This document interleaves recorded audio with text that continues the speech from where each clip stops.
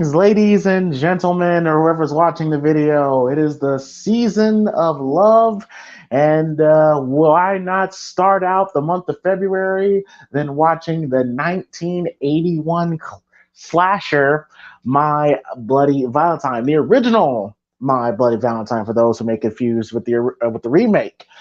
But yeah, welcome to another episode of Primetime Gorehounds. I am James Pretty Boy Thomas.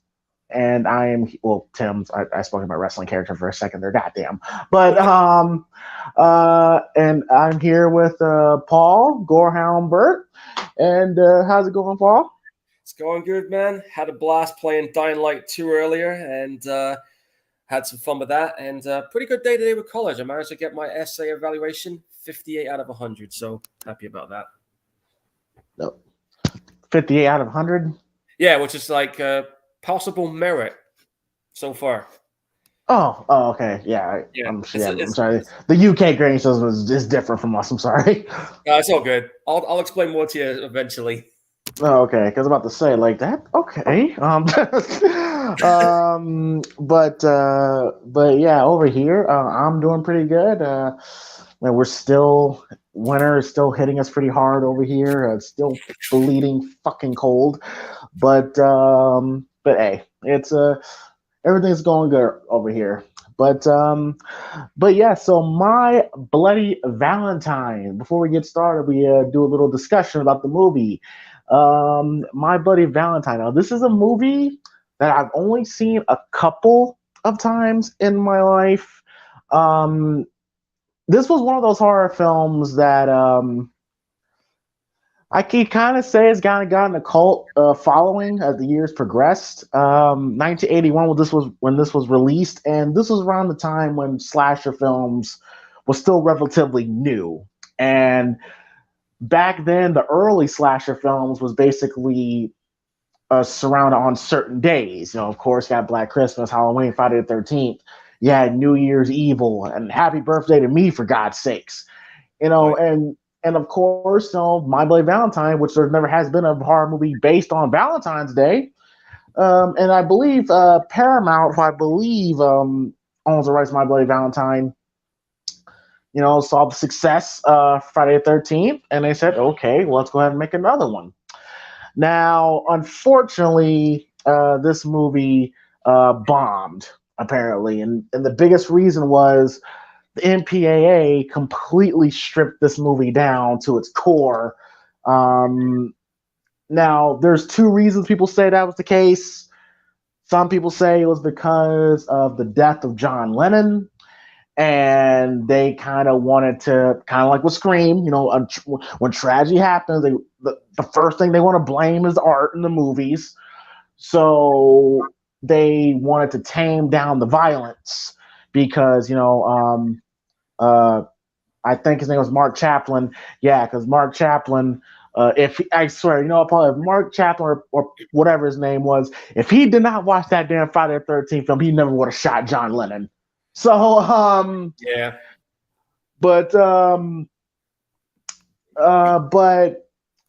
I heard the reason why I think this movie flopped was because, and why it got so tamed down is because Paramount Pictures had big backlash because of the violence Friday the 13th had.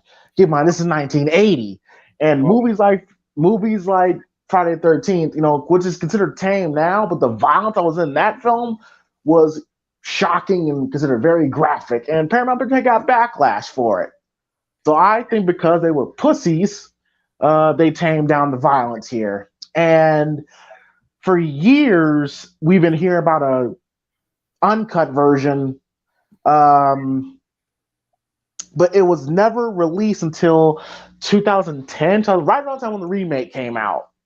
And a lot of people say that this is the uncut version is the version of My Bloody Valentine that is meant to be seen, and is the uncut version that is the superior version of the movie.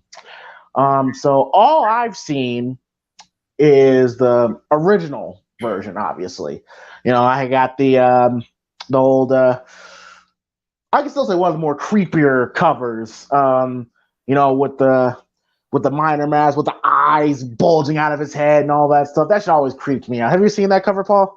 Oh yeah, I've seen that cover many times. I remember the old VHS videotape I used to rent in Blockbusters had that one cover, and I was just like, "Who the fuck is behind that mask?" Yeah, it was definitely one of the more creepier covers I've ever seen. Like this shit like freaked me out. Um, but yeah, like I said, I've only seen this movie twice. Twice I've seen the original version, and I do enjoy the original version, but you could definitely tell they were holding back. But I'm Yeah, actually pretty excited to see this uncut version. Paul, what are your overall memories of My Bloody Valentine? man. I remember when I first watched My Bloody Valentine. I think it was back in 1995, so I was about 11 years old at the time. And I remember just renting it, and I was like thinking, man, this cover just looked. It just stood. First of all, the front cover just stood out big time. So I was like, Mom, can I rent this? She's like, all right, fine, we'll go rent it. We watched it, and it was just really well done how they did this. Great story, likable characters, and just like you said, the violence. At the time, I didn't even know that there was an uncut version because nobody knew about it back then. So what I saw for it back then, I thought, man, this was pretty brutal when it got going.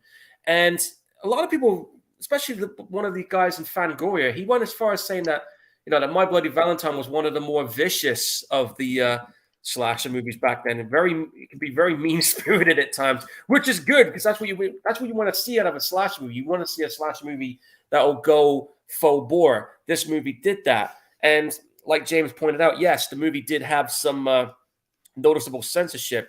9 minutes. That's right, man. 9 minutes was taken out of this movie due to the amount of violence and gore. So the co-producer during that, confirmed that the excess footage still existed, and they tried to release the movie because Paramount always kept turning around and said, "Nah, fuck you, we're not releasing it." But it wasn't until 2009 when Lionsgate took over the license for the home media. They released this film on Blu-ray and DVD to coincide with the release of the 2009 remake, which is a really good remake in my books. And they said it was like there was a partially uncut version. So there's still some good gory bits in this, but I don't know if people will ever get to see that really, really proper nitty-gritty one with 9 minutes. But the fact that this one's got like 90 minutes is cool enough because the version I had, which I was going to watch, was on DVD, which I had for years, which is 87 minutes. So I thought, oh shit. So I go looking on Amazon and I find the Amazon version, which I've had to rent for about an hour and 30 minutes. So I'm hoping this is the uncut version that I'm going to be watching with James. But if not, whatever. I mean, I'm still going to be watching this movie. I'm still going to enjoy it either way.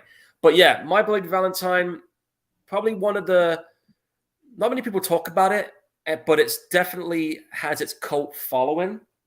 And it clearly showed, especially when they went ahead and did a remake. They had people talking. And I'm thinking also because of the remake, I think that's what kind of got people's interest in the original peaked up a little more. And when you think about it, I don't know if you thought about this as well, James, but when you watch that 2009 version, even though it kind of looks like a remake, it was its own thing. It felt like its own sequel in a sense because they did things a little bit differently than what we had with this one. They did. So you could probably say, technically, it was a sleek remake / sequel. That's how I would envision that 2009 film. But that's another story for another day. All right. Well, we're about to get started. I am at 2 seconds in.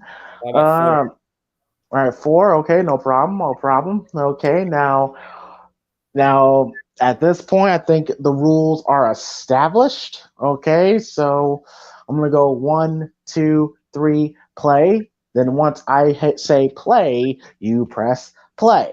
Here's a heads up too. If you don't hit the play button, Harry Warden's going to stick a pickaxe through your chest.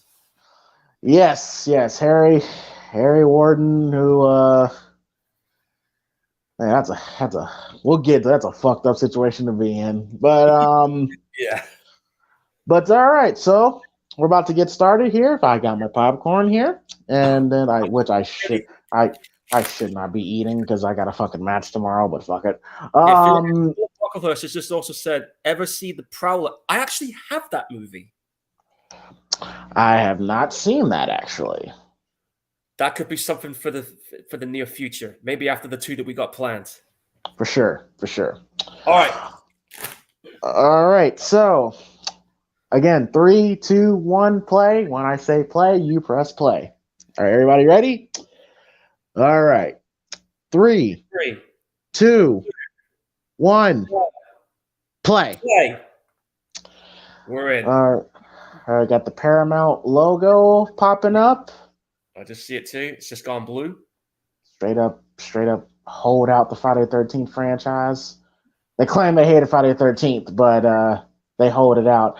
All right, we see a couple miners in the mines. Paul Kleeman or Kelman. Loria Hallier. Yep. Neil Affleck. No relation. Which, by the way, Neil Affleck, I actually did some digging. Neil Affleck is actually a pretty. He's been working. He's done some work. He's basically worked on The Family Guy and mostly The Simpsons, like for a good 20 years now. Yeah, that's true. Which is pretty cool. It's pretty cool. He's been in some other films too. He was also in Scanners, for anyone who's never seen that. Classic. He was in something called Wild Thing, which is an 87 one. Not the one that James likes watching, but you know the one I'm talking about, folks. It's an older one. But yeah, he was in The Simpsons as well from 94 to 2007. So he had a couple of runs in there. All right. Where are you at now, Paul? I got the miner staring me down with his flashlight.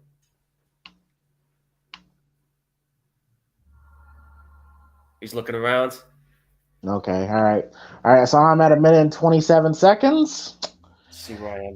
And I see the woman getting undressed. Yeah, I'm at 1minute and 40. She's just took her helmet off. Right. Okay. This is going. This is a nice way to start the film. Okay, we got the coal miner and a woman literally about to get down and dirty in the mines there. You can't get any more down and dirtier than that. Yes, indeed. She's pretty. Hey, I tap it. I'm not arguing it. That's nice body work there. Yeah, got a good body. Back when women looked naturally beautiful. But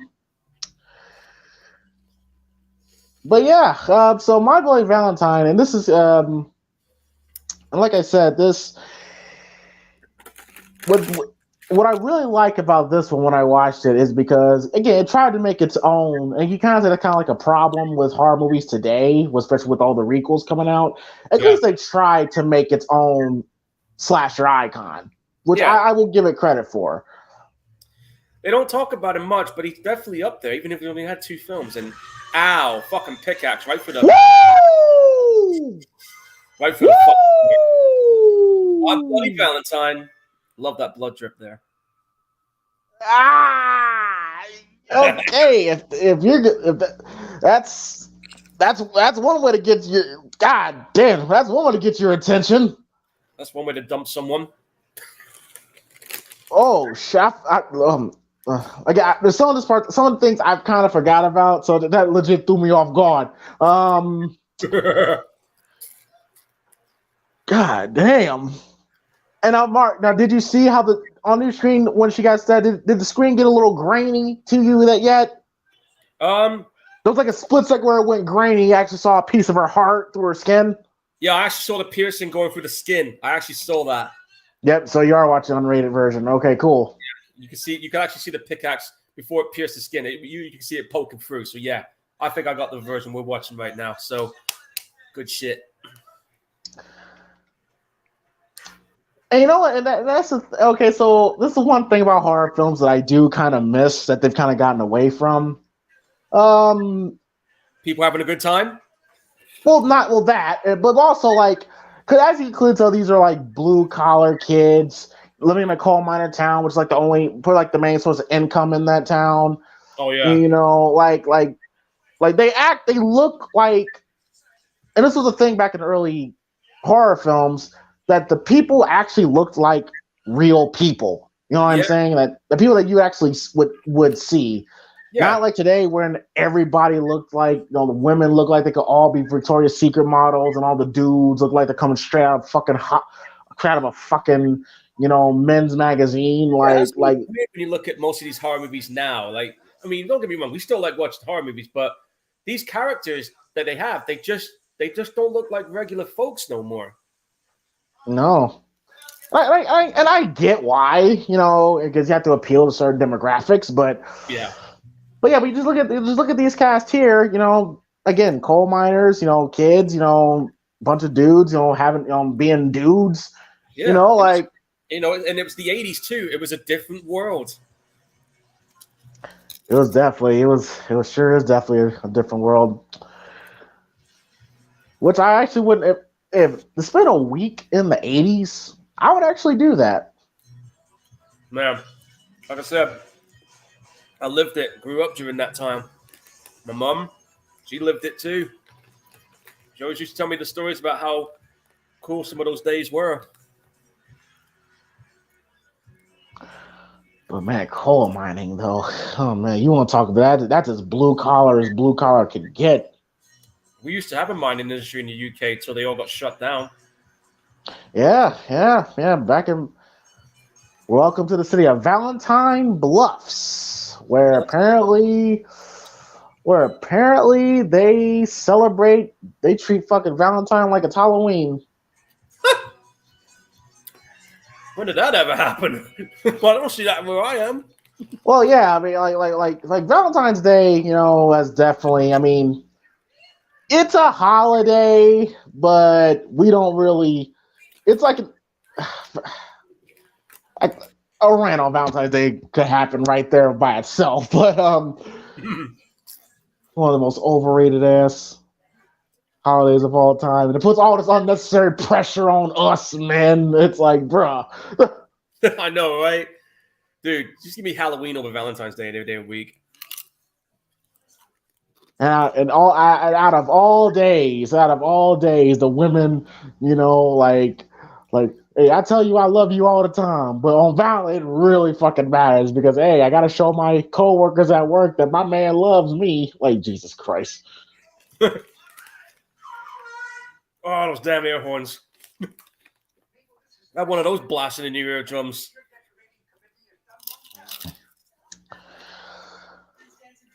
But yeah, that's the one thing about horror films, especially that I believe is missing. You know, just good characters that you can relate to, that's likable. Because there've been so many horror films that because we're gonna do one next week. You know, where I did not like anybody. You know, and Yeah, you're the one. yes, and that's going to be interesting watch through because apparently that movie just passed its 20th anniversary. But yeah, it's been 20 years. And strangely enough, that was done by the guy who did Urban Legend. yeah, which Urban Legend is a better film. Man, I haven't seen Valentine, and I haven't seen Urban Legends in a while. Hell, I haven't even seen this in a while. This has been like maybe 4 or 5 years since I last saw this. Now, this movie was filmed in, I want to say, Nova Scotia, Canada. Mm-hmm. Yeah, so this is another Canadian film. So yeah, this is a Canadian slasher film. I think that might be another reason why the film bombed. Also, not just because of the censor pressure, but look at Black Christmas. That was a Canadian movie that didn't do very well, unfortunately. But later on, it became a cult classic, and the same thing can be said for this one. Yeah, okay. Black Christmas came out, 6, 7 years before this? Yeah, about 7 or 8 years, yeah. And then, like I said, this is around the time when, again, 81 slash films was still relatively new. 1981, bro. That was a pretty damn good year. Halloween 2 came out that year. I believe Friday the 13th Part 2 came out that same year. Yep, that's right. like this is when slasher films, like what the Marvel MCU movies are now, is what slasher movies were then. Oh yeah, definitely. And also, I think the one that Philip mentioned in the chat, the Prowler, I think that came out the same year too. Let me just check that. They call it the Rosemary Killer where I am, but it's called the Prowler where you are. And interestingly enough, the guy who did the Prowler, directed by the guy who went on to do Friday the 13th Part 4, with the effects done by Tom Savini. And if anybody didn't know, in the 80s, Tom Savini was the go-to guy, not just for zombie movies, but for slasher movies as well. Oh, hang on.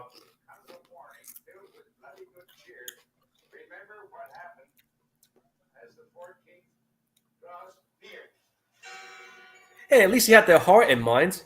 All right, so it looks. Ah, shit! Why did you think I said what I just said earlier? He had their heart in mind. Dom's like, hey, what the fuck's going on? Let me in. Crazy dog. But yeah, as I was saying, let me just check it again. Hang on.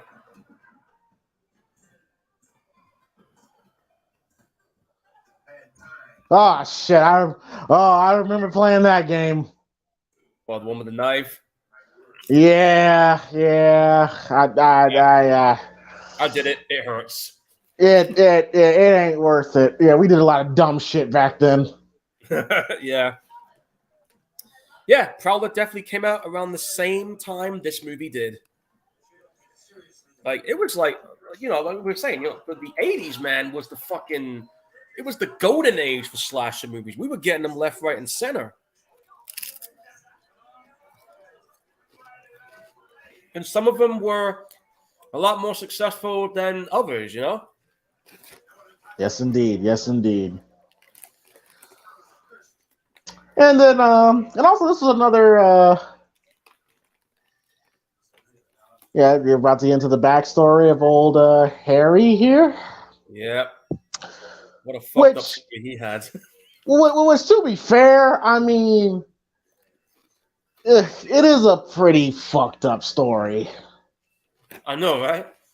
The story about Harry Walden, who was a minor, and I believe that his supervisors were not paying attention to how dangerous the mines were. They just wanted to get the fuck out of there.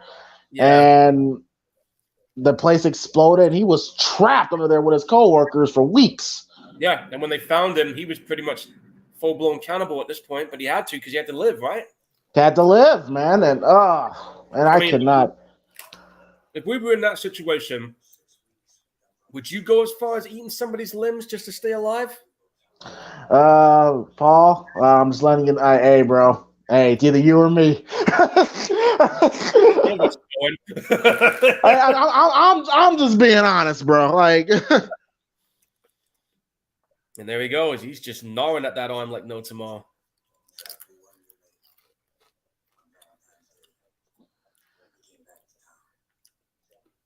But that's a scary, bro. To be trapped in a dark ass mine for years. Oh, dude, that would. Can you imagine what that would do to your psyche? And yep, he escapes, kills his supervisor, and he basically says, "You celebrate Valentine's Day again, I'm going to stick a pickaxe through all your damn chests." Which I gotta admit, which I gotta say though, man, that is I won't necessarily say it's justified, but justified, but pretty fucked up. But hey, I like the look of the coal miner, with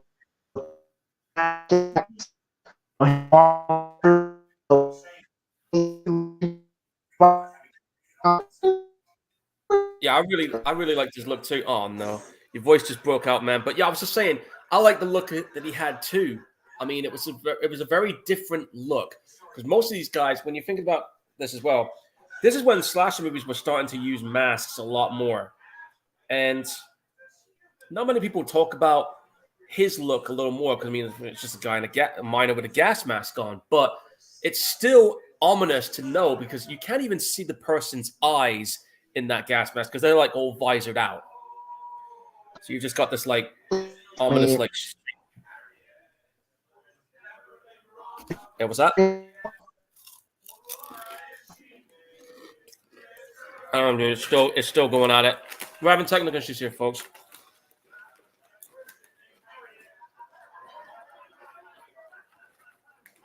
I don't know what's going on with the mics.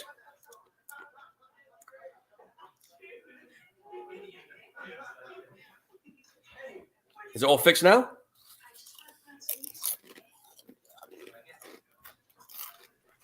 All right, I'm back. Gotcha. But I think the reason why people don't talk about the look is because it didn't have a franchise. Like it did not have a franchise where. Hey, but to be fair though, Paul, sometimes it's for the best that didn't have a franchise. Even though you could clearly by the ending, if I remember how the ending went, it was open ended. But it could have been a sequel, but because it didn't make the money it should have, that's why we didn't have a sequel. Well, technically we did with that remake, but I think just those two films alone, we don't need any more when it comes to this one. This film and the one they did years later, solid enough movies as their own. All right, and then we just established that there's also a subplot with the love triangle.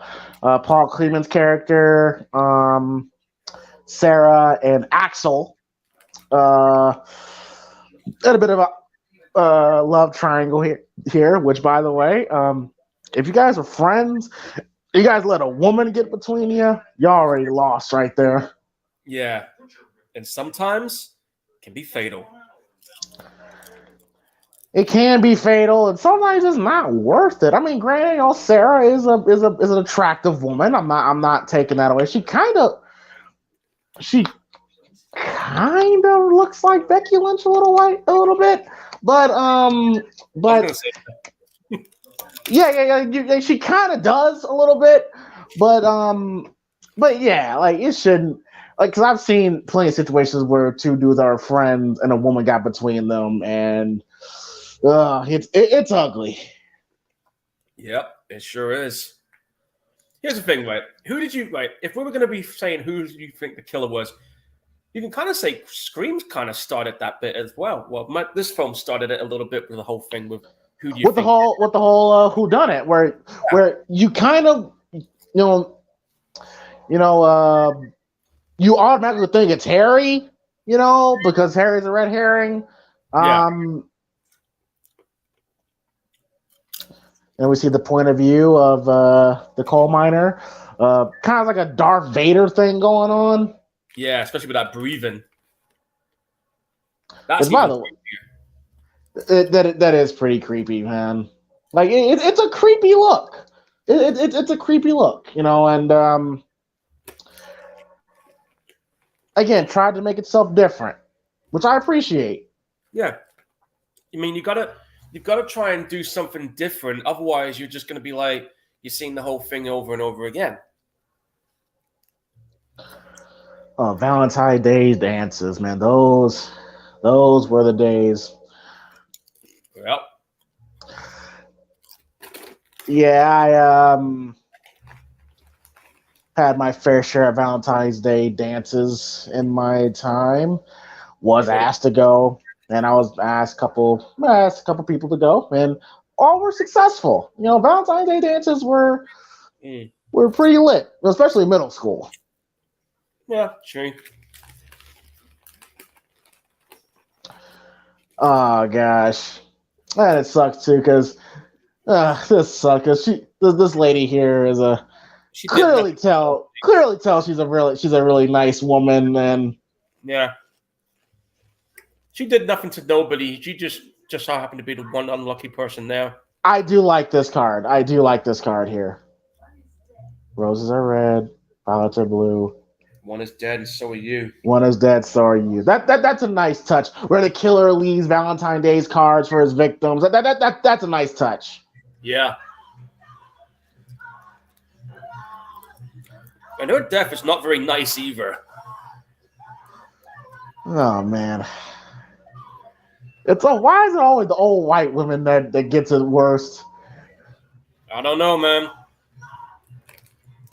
I think it's something about it when people see something like that. It's like, oh my God, this guy's willing to do anybody over. It's that formula, you know what I mean? Man, she gets it with the pickaxe. Yep.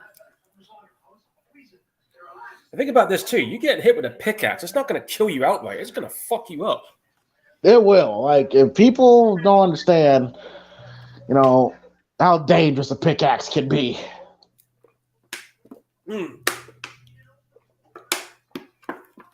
it could be pretty damn nice. I was drinking there. But yeah. Hanging out in the old junkyard. That is as 80s and 60s as you can get. Yeah. I mean, we didn't have video games was in its infancy at the time. Arcade games were just popping off. Movies were almost rare to see a good one though at that time. So hanging out wherever, junkyard, phone box, whatever, everybody did it. Oh yes. Oh, in America, especially in the 80s, either you went to the mall or you went to the arcade. People actually had to socialize. God, I'll tell you right now, dude, I miss going to arcades. I mean, we got arcades in bowling alley places where I am right now, but the arcade games, nowhere near as good as the ones we saw growing up. Well, man, where I'm at, we have this bar called Analog Bar, where it's a bar, but it's also an arcade, and it's a pretty cool spot, Mm-hmm. You got any arcade games I know? Well, I'm not 100% knowledgeable of arcades, but all right. But yeah, I mean, it's like, back then, there was a lot of them back in the day. What does TJ remind? I don't know why, but he looks like Bret Hart to me. You can see a little bit of resemblance there as well. But just imagine. Can you just imagine Bret Hart in a horror movie? That should be hilarious. He just no sell it. He would no sell everything. That would have been shocking. Although I will say this, he did have a role in a film, but I don't think they added it in the final cut. And you won't believe what film that was. What film was it? I think I know what you're talking about. Natural Born Killers. Oh, he was in that movie? He was going to be in it, yeah. They filmed his scenes, but I don't think they used it. It might be in the director's cut version, which I know I've got somewhere on Blu-ray. Oh, we'll get to that another day. But there's a really cool story about the prison scenes. I'll say that much. Also, he's going to be one of the prisoners. Yeah, but get this too. That was an actual prison, and the extras were actual inmates. Which is fucking wild. Can't do stuff like that like they did back in the 90s, man.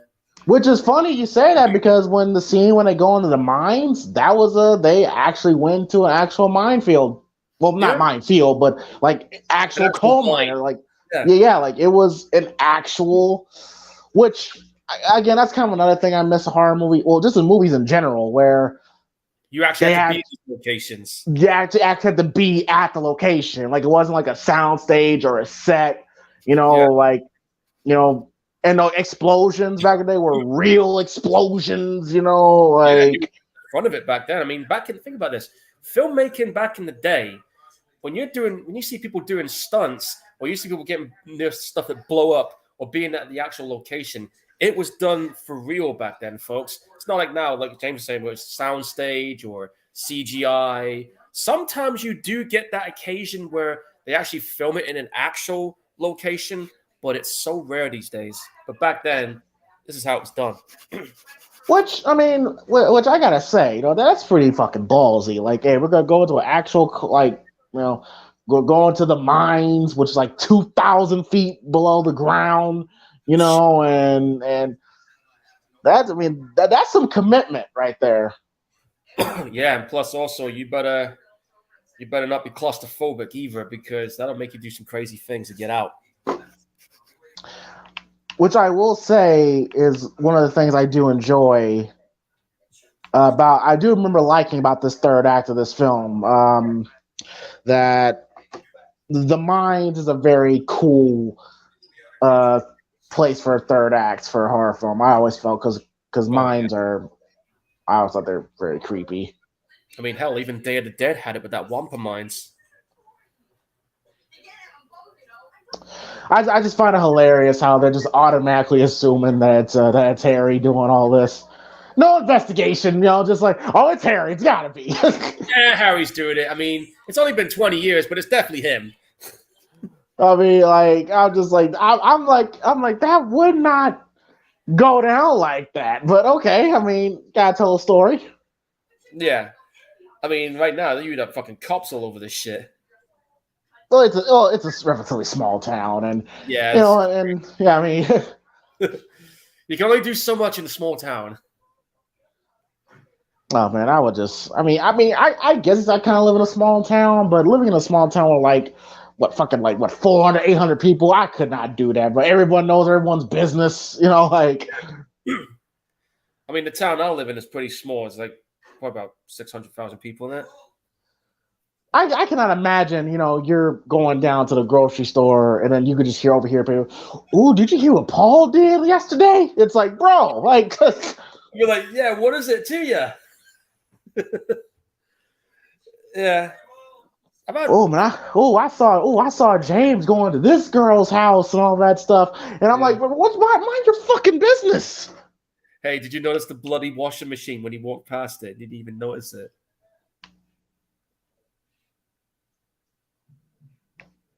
Upside down heart. That's never a good sign. Yeah, it sucks because clearly, Mabel and the sheriff had a bit of a relationship, and that sucks. I think this was the death I felt bad for the worst because, I mean, she did nothing to nobody. And she seemed like a really nice lady, like. To see her getting pickaxed and then put on superheat in a washing machine. Now, I will say, the makeup effects in this movie is just brilliant. Yeah. I thought Tom Savini was involved in this, but he wasn't, which I was like, and it still holds up to this day. Like, it looks pretty fucking realistic. Yeah, I mean, think about it. It's like back when you look at some of these, ooh, shit. But she's medium rare right there, man. Her eyes are white. Damn. Gone. One of those eyeballs is gone. They're like dead-eyed there. The attention to detail. Jeez. But yeah, I mean, like, you can't beat old school effects, especially when you're doing a horror movie or any movie that involves any kind of gory injury. You got to do it the old-fashioned way sometimes. I mean, okay, sure. You can enhance it with CG a little bit, but don't do too much CG because you know it's going to look fake as shit.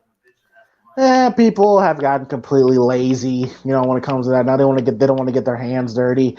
I mean, to be fair, I think this new Scream and Halloween has done a good job at mixing the two. Yeah. But I can tell you right now, if we're doing stuff for a horror film or whatever, I got no problem getting my hands bloody for a horror movie. Yeah, I mean, you have to get dirty. Jesus Christ. All right. Where are you at now, Paul? I am now, let's see, 28 minutes, 30 seconds in. I'm 28 minutes and 25 seconds in. Okay, no problem. God damn it. Fucking thing keeps. But we got like an hour left on this movie. It's going at a good pace. It established the characters, it establishes the killer, gave him a good, quick little backstory. Yeah. You know what his motivation is. Boom, done. Got the little side plot. It's going at a good pace. Yeah, I like the fact that this movie it runs so smoothly. There's none of that extra stuff that's too much filler, which is what Scream 2's problem was. That it had a little bit of the filler stuff when you didn't need that. Keep it trim, keep it lean, and you get yourself a good movie like you get with this one. And clearly, there's clearly tension between TJ Axel, which I do think there's to a point where even Sarah is like, "Come the fuck on, y'all." Yeah. But here's the thing. When you first initially saw this, did you think one of them was the killer? um, Or were you dead set that I would be thought her? I honestly thought TJ was because because again, like one, he just looks suspicious, and two, he's the one that's kind of more bothered by the fact that his girlfriend has moved on. And then plus two, he has the motivation that apparently he tried to leave to be successful on the West Side, failed, had to come back home. That alone could fuck anybody up mentally. Yeah, that would be something that could really set someone off. I mean, imagine it. You go out of your way to leave town to try and make a name for yourself. It all gets blown up in your fucking face, and you come back, and one of two or three things is going to happen. Either you're going to try again and maybe get lucky, end up killing yourself, or God damn. God damn. It's a criminology, but Oh my goodness! I was not ready. I wasn't expecting. It's true. I just did not expect that. Yeah, I'll just try to be brutally honest with that, man. But there you go. Take it or leave it for anyone listening. Yeah, and that is a pretty big gamble to be, a Midwestern town going up. Because, me and Mark, we've talked about this all the time. L.A. can chew you up and spit you out like instantly. Yeah. Because if you want to go to LA to be famous, you gotta be prepared, to be able to sleep on the street, like do some fucked up things, to get your break because you gotta be mentally tough, to survive out there. Oh yeah, definite. Because if you don't have the tools and the mental fortitude to fucking go all the way, then you might as well just go home. Yeah. So, Now, Paul, now be honest. Have you ever been in a situation where, you and a friend of yours, got into a rift because of a woman? well, this is gonna sound very strange, dude, but I've never had that situation happen yet. Because I've not settled down with anybody yet before. Yeah.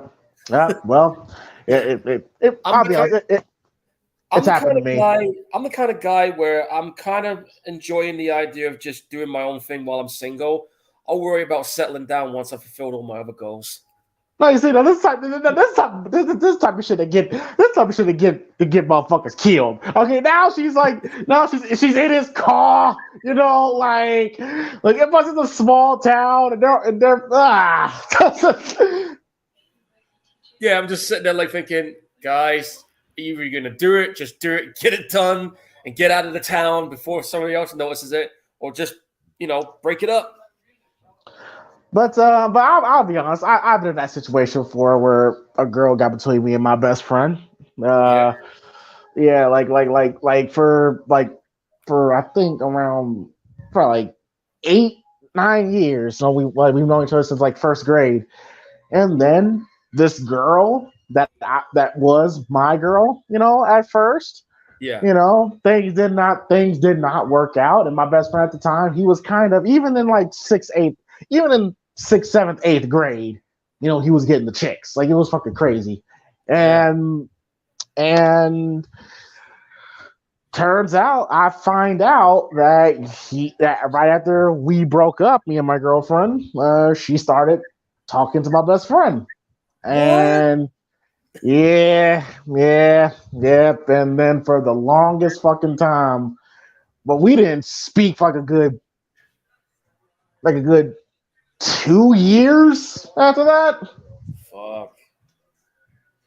It's hard to try and talk to somebody especially when the person you were in love with all of a sudden is hanging out with the person you're friends with. It can be a bit hard and awkward at times, I know.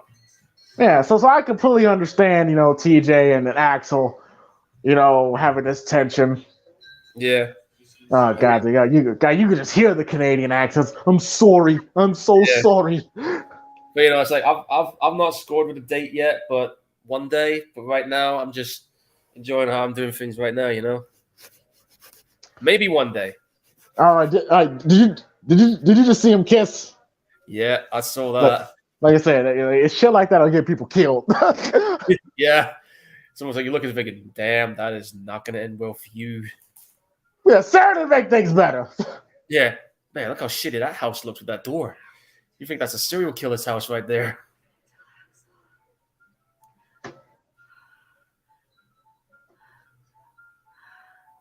Damn, those houses are so small. I know it's a small town, but jeez.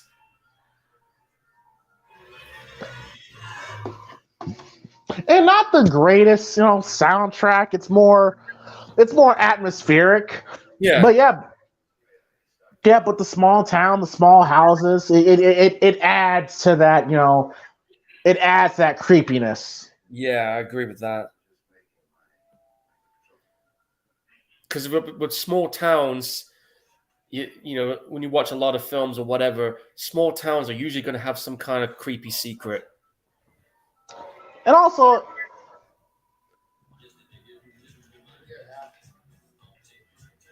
well, he's in the bar. God damn, it's crazy. She looks very much like Becky. God damn. Well, hey, you were lucky enough to meet Becky Lynch.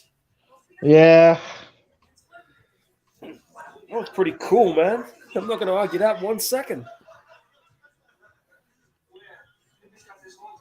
All right. Now my shit kind of stalled on me for a second. I'm at 36-28. Where are you at, Paul? Let me see. 36-25. Or Okay. 26. All right, cool. All right, so I'm a little bit ahead of you. Okay. Yeah, so I think when you started, I think it kind of queued up with me. And once again, trying to tell me that these are high school teens when they're all look like they're pushing 30. Like he said, but like what people say when they say that, it's like, really? But yeah, you're right about that, man. They definitely do not look like high school teens, especially back in the day when. Oh yeah, when even fucking high school kids, like in their yearbooks, like they still look like they're 20, 25. Yeah. Like it's the weirdest thing. Everyone looked older than their actual age. Yeah, it's strange that, because when I remember, I've had occasions before I grew a beard. I've had occasions where people think, because of the way I sound, they think I sound younger than I sound. Mm-hmm. So when I'm talking about people or someone online, they're like, "Oh, how old are you?" I said, "Guess." "Oh, you must sound like you're in your 20s or something." I'm like, "No, I'm fucking 38." That's all good. People, Nah, I mean, when when I shave my beard, people still think I'm like 20, 21. yeah, it's that whole not knowing unless you hear somebody say their age. And it's funny sometimes because when me and my mum are out and about, sometimes when we go see a movie or something, most people think we're a couple. And they're like, "Oh, you two married?" I'm like, "That's my mum, dude." I ain't gonna lie, Paul. I would knock somebody the hell out. They ask me a question like that. I don't know why. I just kind of, me and Lou just kind of takes it in good humor, I'm like, don't ask me no fucked up question like that. Yeah. Oh, this guy's trying to play the Harry Warden prank. The good old Harry Warden prank. Yeah, because clearly he's trying to tell people about the Harry Warden, of course, kids they taking him shit like, oh, he's just a crazy old man. Yeah, which is something that we do. And then he goes to that door one too many times. Okay, I don't remember this part though. He's about to get a surprise motherfucker moment. Oh! Oh! God damn it, dude! Oh, he's dragging his well.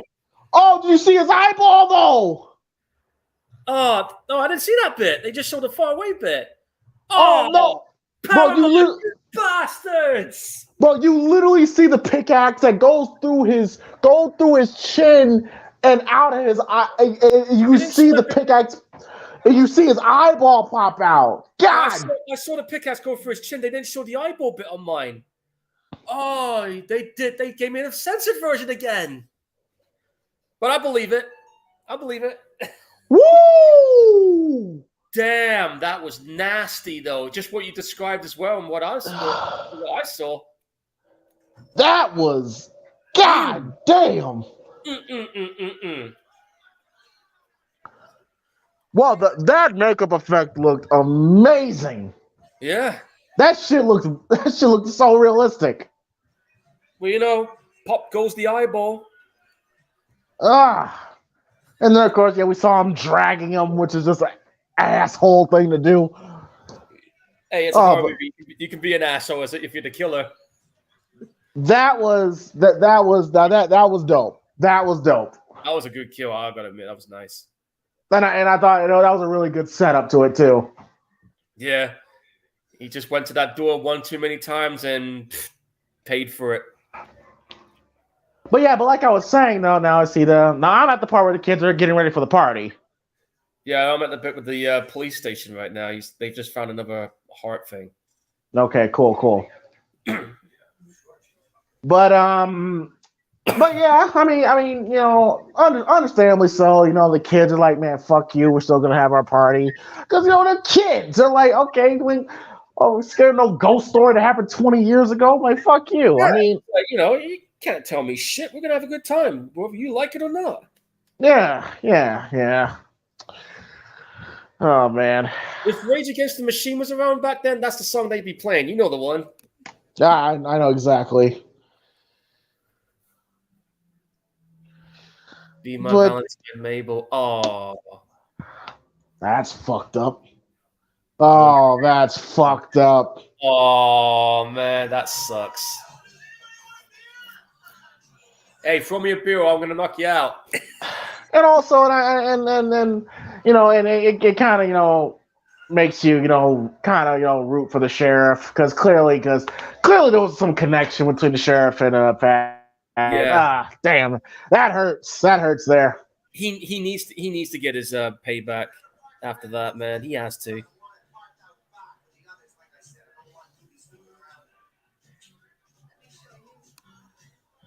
Oh man, the good old days when just listen to music, do pool, and play some cool rock music, play some pool, get on the pinball machine, try and get your high score going, having a beer, chatting with your friends, having a good time. Now that right there is a party you and me can go to. Yeah, it's pretty cool. I'd have to put some Iron Maiden and Judas Priest in there, though. That music's up at the last table stand.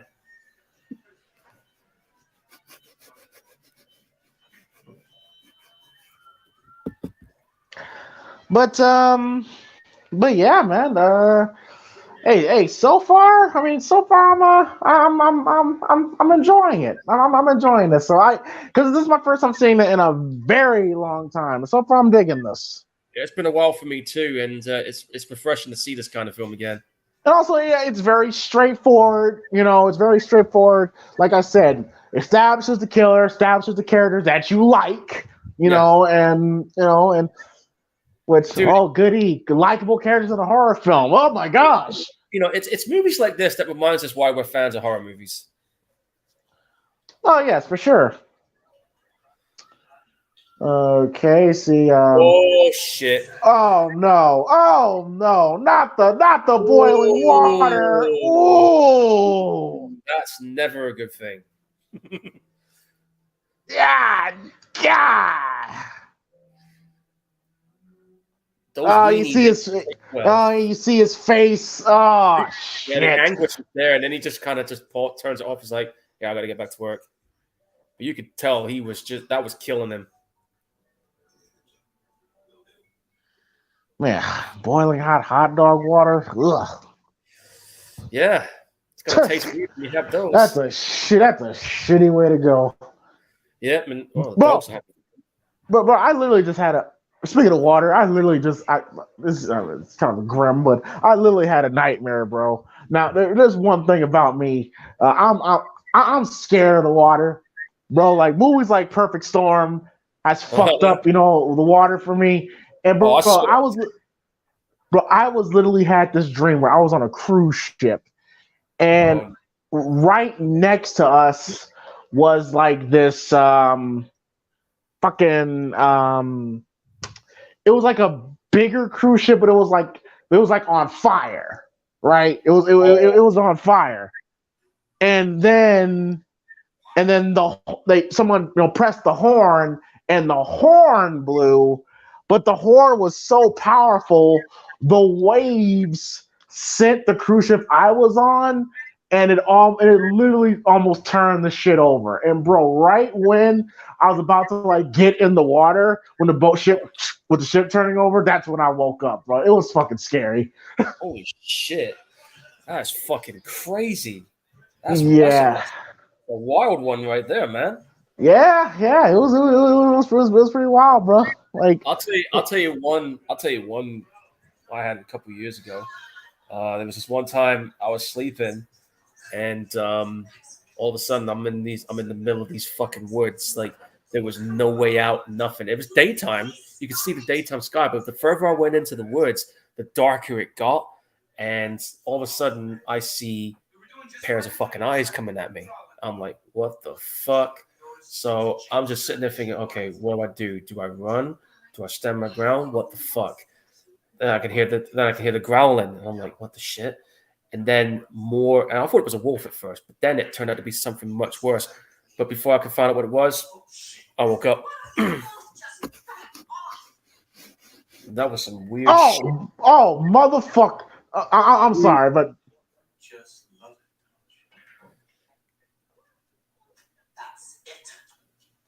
oh, yeah. I would do it too. I ain't gonna lie, bro. I ain't gonna lie. I'm not blaming you. I'd be doing the same goddamn thing. Anybody notice he's got a knife in his pocket? Doesn't that give you a kind of a hint that he could be the killer when you see a combat knife in his back pocket? Just saying. See what I mean? Bad memories right there, man. Oh, I bet.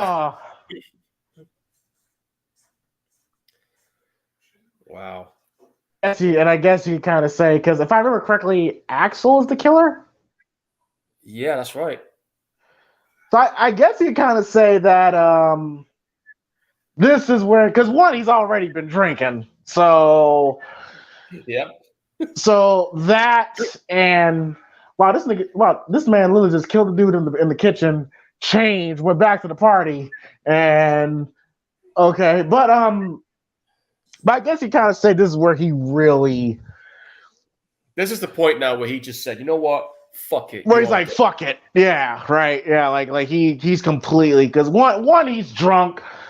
Two, he's been killing people, the past couple days. And I think this whole thing with Sarah and TJ has really probably sent him over the edge. Yeah. And there's another reason why he's doing the killing, but because you haven't seen it for a while, I will not spoil it. Okay. Man, snorting beer up his nose. Hey, bro. Hey, listen. Like, I've done it. hey, man. I snorted fucking pixie dust in my day. So yeah. I'll tell you we've done. I'll tell you the one fucked up thing I did when I was back in my younger days. There was a school bet, and everybody betted £1. There was like 20 students, and no one was willing to down a bottle of vinegar. Mm-hmm. Guess who won that bet? Was it worth it? Yeah, because I ended up getting a cool movie with £20 of their tuck money. Ah, cool. Although I had a sore ass throat for a couple of days, but fuck it, it was worth it. Got a bit of money out of that. All right, now we see a couple making out in the mines. Yo, I noticed something. Like, there's really I mean, we still got some time left, but there's really no nudity in this movie. Yeah, that's one of the things about this movie is that there is little to no nudity in this, which is a shocker for a slasher movie. Especially in the 80s, especially in Canada, because I know Canada, they're a little bit more free when it comes to that. Yeah. But I think when it comes to nudity in slasher movies, come on, Friday the 13th is notorious for that. And then, of course, oh my God, which we'll probably more than likely will never see again in horror films. Well, probably not mainstream horror films, but yeah, if you're going to a movie to see tits and ass, yeah, those days are over, especially in this climate. There is one movie one recent movie 10 years ago where you did see a lot of tits and a lot of gore.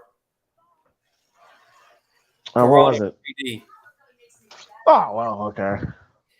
And if you've not seen that one, it is a recommendation and a half. Ooh. And then of course, that the promotion of safe sex we just had there. Oh, dead guy in the fridge. And I just realized what How that you was. Not? That was a notice. Ah, shit! That was a fucking heart in the sausages. No, that's his calling card. I mean, I understand we might be a little drunk, but I would have noticed. Oh shit! How can you not notice your dead guy in the fridge? How do you not notice that? That's like Texas Chainsaw at the beginning. How you not notice the guy in the back seat? How you not notice this guy in the fridge? Oh, Paul, don't bring that shit up, bro. That ending still pisses me off, bro. Like, I'm like, that shit logically didn't make no fucking sense. No, it didn't. Yo, man, I gotta say, I mean, to rip a motherfucker's heart out, bro. That's just hate right there. That was some straight, yeah. Like I said, one of the guys at Fangoria, when you talked about it, he said this film was definitely one of the more vicious movies out there, and you could tell. This film had its moments where it had a fucking mean streak a mile wide. Oh shit. Okay, now there's some good suspense here. Yeah. What she sees next doesn't help.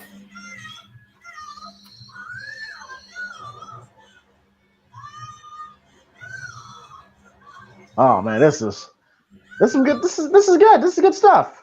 Yeah. Woo! Ugh. Dude, she's screaming high pitch. All right. I don't know how much they'll show in this version, but let's see. I'm seeing everything. Oh wow, they didn't even show it. Woo! Wow, they didn't even show it on my version, but I'm guessing she just had a fucking thing put right through her head. Yep, right through the head, bro. Oh, you see? Oh, they didn't show it on mine, bastards. God damn! Woo! All right, that's it. You've talked me into it. I'm gonna get the uncut version on import. Yes, I would definitely get the uncut version because I like I said, I literally just saw everything, bro. Yeah, blood coming out of her mouth and everything. I did see that clip on YouTube. Yeah, blood coming out of her mouth. You can see her just trembling and shaking. It's like, oh fuck. And of course, that scene is the cover, is the thumbnail on the cover of the video. Probably one of the more well-known death scenes in the movie. Oh yeah, definite. Man, I'm gonna go ahead and say this right now. Fuck the BBFC. They're the reason they cut it a lot here. Oh my god, bro! Apparently, like she stabbed through a shower head, bro. The motherfucker turned the shower on, and you see the water coming out of her mouth. That is crazy. Oh, I saw a bit of that just now when you had the guy up close looking at it, thinking, "Oh my god," but it didn't. That's all I got. That is crazy. Oh. I will say, like, if there's two things this movie has going for it, the gore is definitely there. Oh yeah, definite.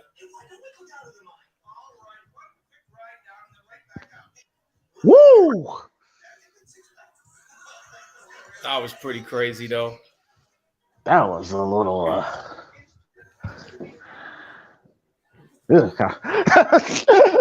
Made me itch a little bit. Oh, yeah, you just had a bloody shower valve go through your head. You sure you want to take a shower after that?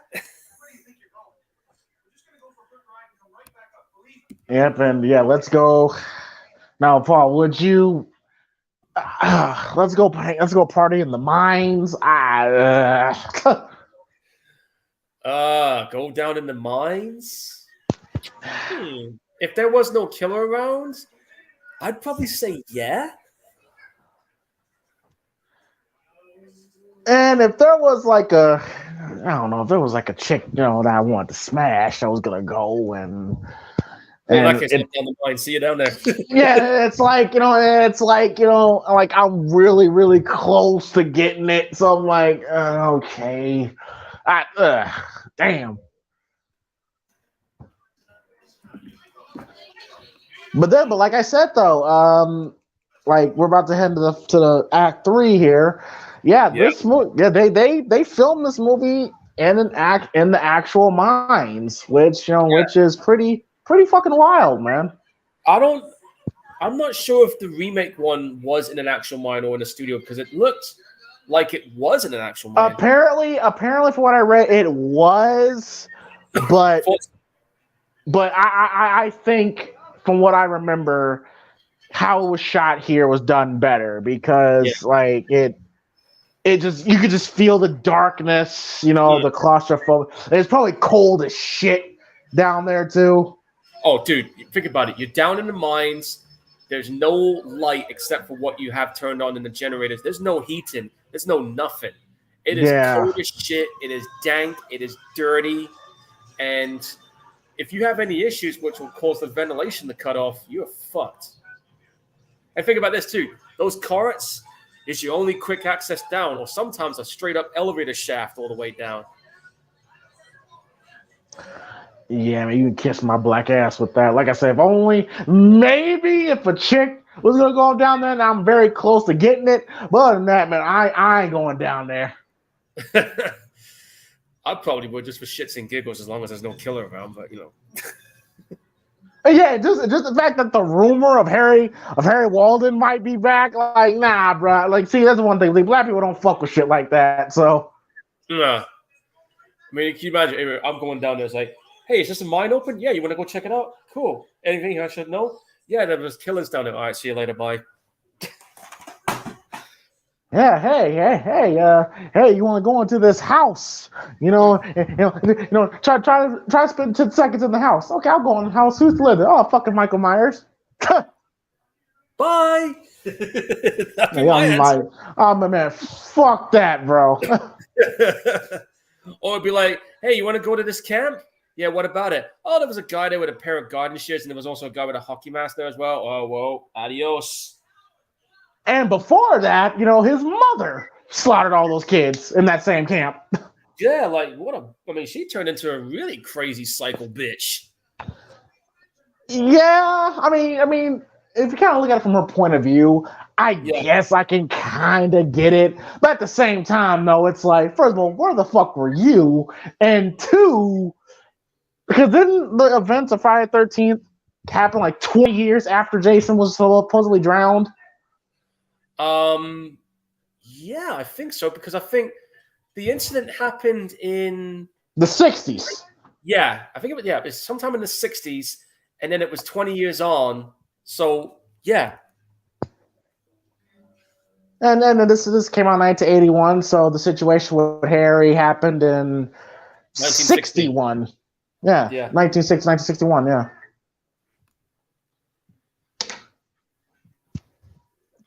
But yeah, man, man, it's just going down to the mines, man. I don't know, man. I don't know.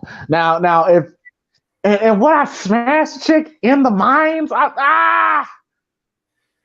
Well, if that's the case, okay, fine, but well, yeah, but I mean, it's so weird. There are certain women out there that want to have sex in the most weirdest of fucking places, bro.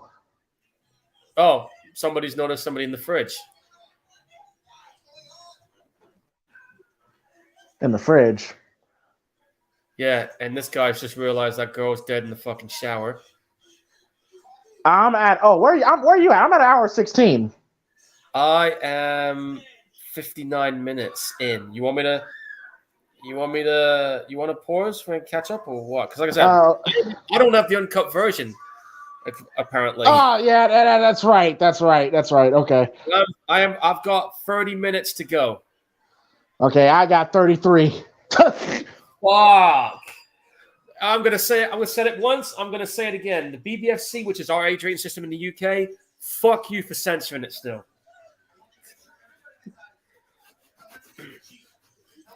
Okay, now the realization set in about the bodies being found. Yep.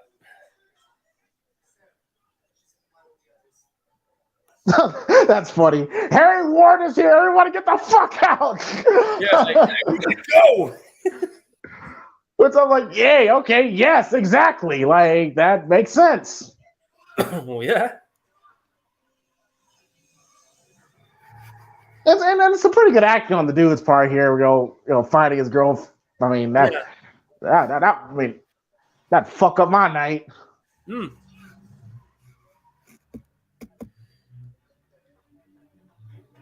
I got a question, man. I mean, when you saw the remake version, what were your thoughts on that? I remember liking it. Okay. It's been over a decade since I watched it, but I remember liking it. I watched the remake, but I mean, I watched the remake, because that was around the time when remakes was like a thing. But I remember liking it, especially I thought it was pretty cool in 3D. Yeah, I think maybe we should add that onto the rotation someday as well. Oh, for sure. Because I mean, I haven't seen that movie for about 4 years, and watching this now is bringing up memories of that remake too. Because I mean, I remember when I first heard they were going to do a remake, I was shocked because a lot of people didn't know about the original very much back then.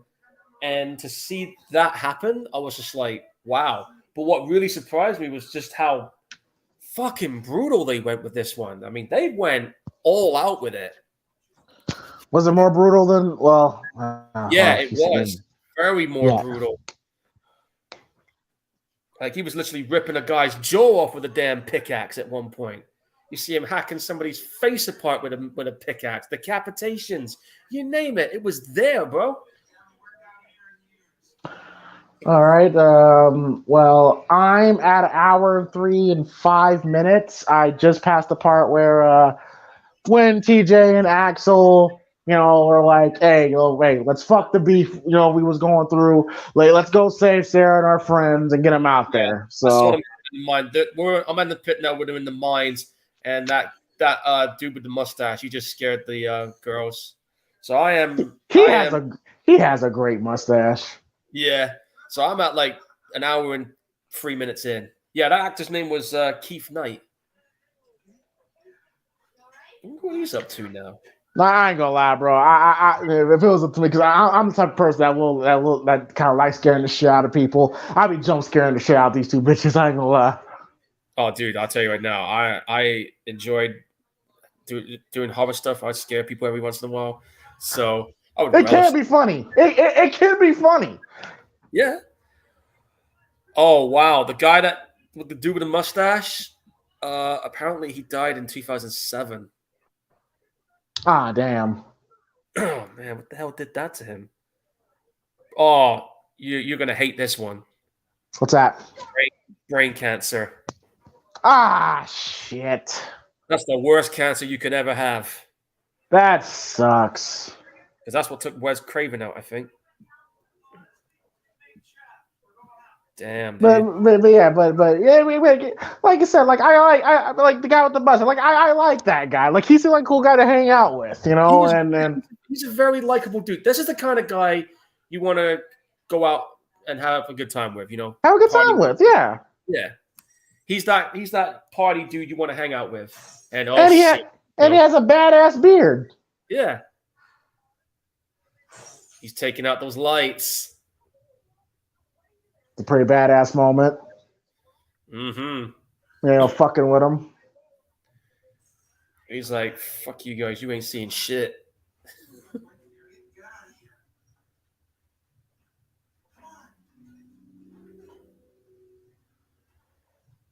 Damn, can you imagine how many times they had to leave those mines just to have a break? You're talking about 2,000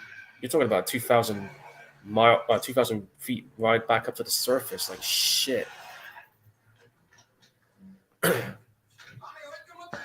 Yeah, that's why, and that's why The Descent is one of my favorite movies ever. Dude, I love that movie. And people, it's kind of funny how people like to say, "Oh, James, you don't like strong women in horror films?" I love I love The Descent.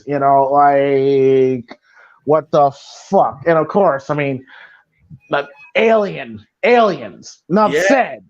Like Jesus Christ. I remember when The Descent first came out, man. I was like really engaged with that movie. I was engrossed as hell, and I just loved how that film was it was a slow burner, but dude, it was fucking terrifying. It was terrifying. Had a good story. I thought the lead. I thought the girls were badass. Yeah. And that ending where she's just sitting there and the camera's fading out and you can hear them coming. Like I was like, oh my god, that is such a tragic ending. And then I was shocked to realize they had a sequel as well. I saw the sequel. It wasn't bad. What? It wasn't bad. Paul, I mean, I didn't. Paul, it basically told you that, hey, if you love the first film, well, guess what? We're gonna kill everybody, and it ain't gonna mean shit. I hate sequels like that, bro. Alien 3 did that bullshit.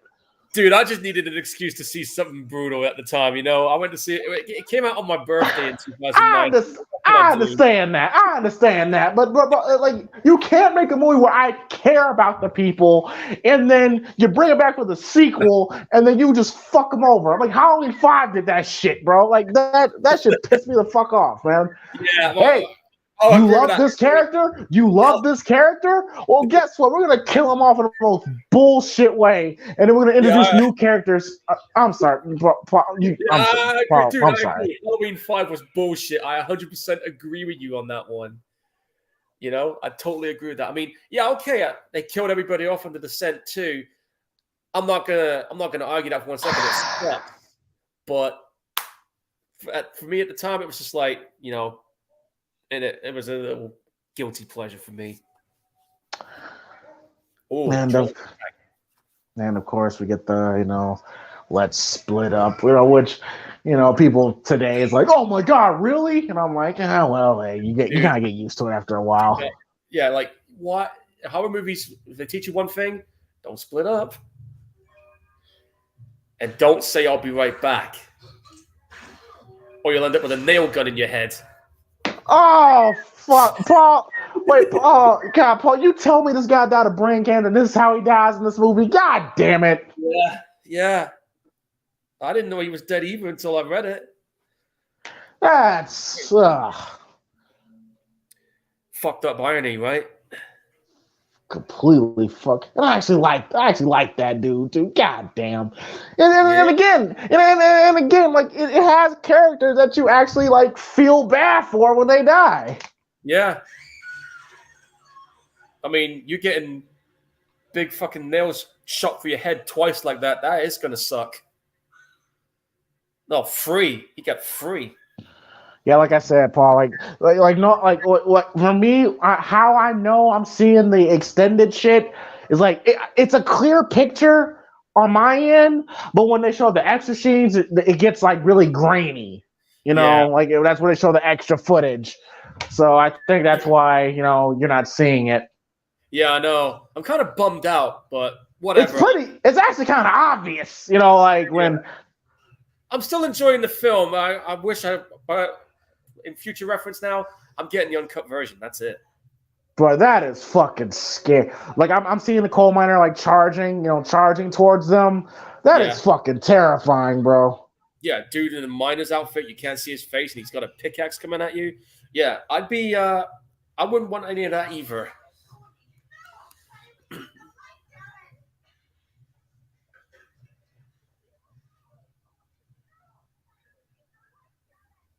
Well, here's the other dude. I thought it was Harry Warden then, but I just realized he didn't have a pickaxe at hand. What do you mean, no? Get out of the mine. Yeah, thank you.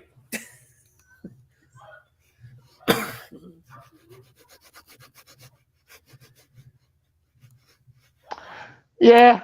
Sometimes you got smack a bitch. Yeah, or a dude just to make him snap out of it. Well, you gotta punch a dude sometimes to make him snap out of it, but you know what I mean. And also, yeah, like you kind of got a little bit of a whodunit, thing going here.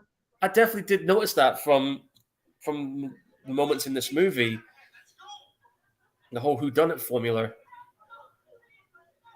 Oh man, that is just. Oh man, some creepy ass shots here too. Even when, oh man, that was. Dude, I am getting Resident Evil vibes with this mine camera shot here. You remember that bit in the underground area? I'm getting that vibe right now. I'm expecting the big boulder to roll down the mine shaft.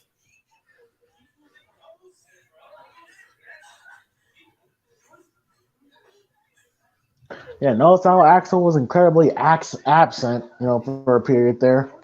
Yeah, I noticed that too. No, I kind of wonder what was his plan. I don't know. Like, I think was his plan to kill everybody but save the woman that he liked and make it look like he was the hero? Now you did say because I kind of have forgotten the motivation, so I'm definitely looking forward to that. Oh, you'll get there when we get there, dude. Right, somebody hit me with a piece of wood like that. I'm gonna knock you out with it. Man, he did that shit on purpose. He knew that was TJ. Yeah, he blasted it, but that knocked the wind out of him. Oh damn! That was you. Oh man, I didn't see you. I didn't know that was you, bro. I was like, who the fuck do you think it would have been, you stupid fuck? Hey, man. Hey, gotta be careful. Hey, we can't just be walking up on people like that, bro. Yeah, well, watch where you swing that damn thing next time. Damn it. I'm sorry. I'm sorry, man. I won't do it again. Right, let's just get the fuck out of this mine. Yeah. Let's get out of here. In fact, walk in front of me. No, you walk in front of me. You're like that all the way up. Oh, dude, man. Why did you is it now? Of course, me and Paul have been giving our commentary, but have they said already that Harry Walden died a few years ago? Have they said that already? I'm gonna say no, not yet. I'm gonna say nothing until we get to the end. Okay. I know you've not watched it for years, so I just want to keep that suspense for you. Okay, because I do remember something along the lines of that it wasn't, but yeah, like certain things are like popping back up in my head the more I watch this.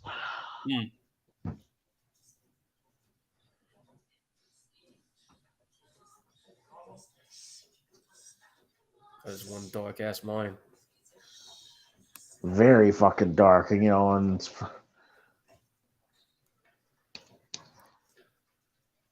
Oh, there's why. Now the elevator button's out. Oh, I wonder who could have done that. Axel? I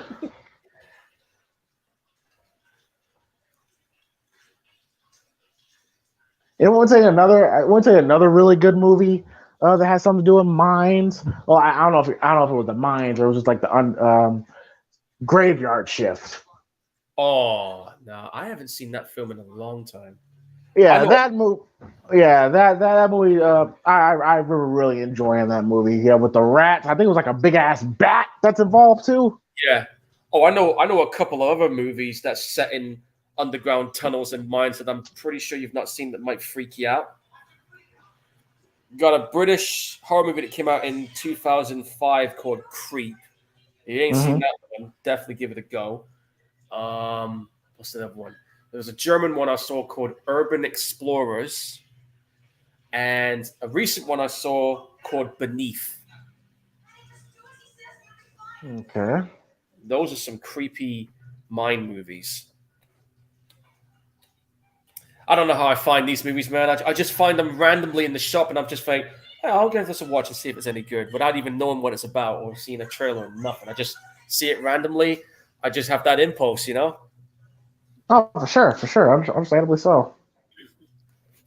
All right, we So see our four characters climbing up the ladder, trying to climb up out the mine.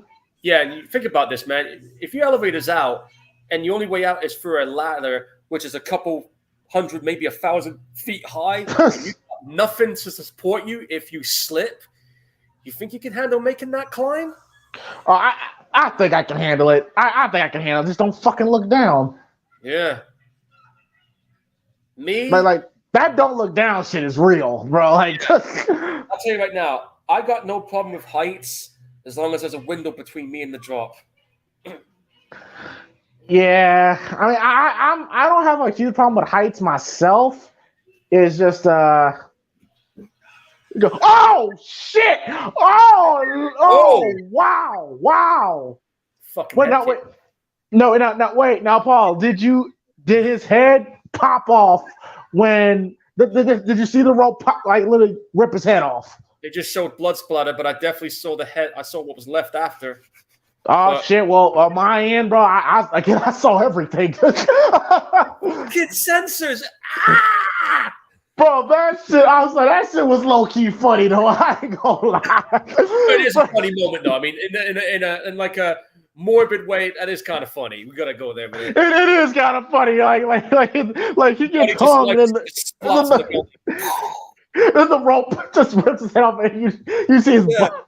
Oh, you just hear that, and then all of a sudden it's just on the ground.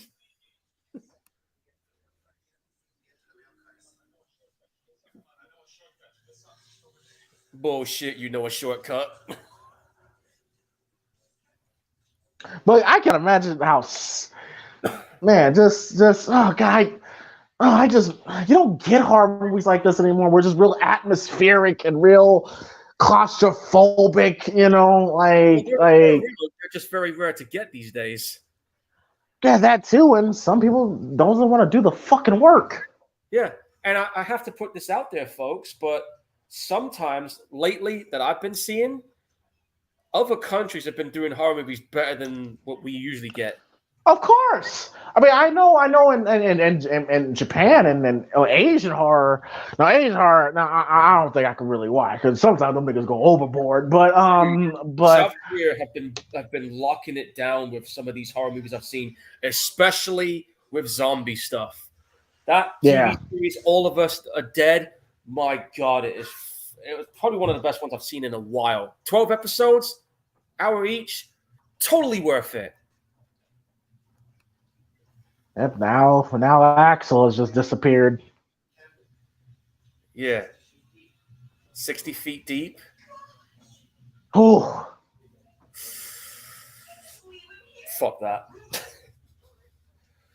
Now, like I said, now at this point, I'm looking at TJ because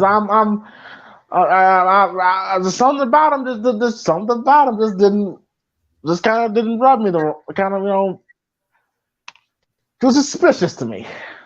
The everybody's a suspect deal. It is true.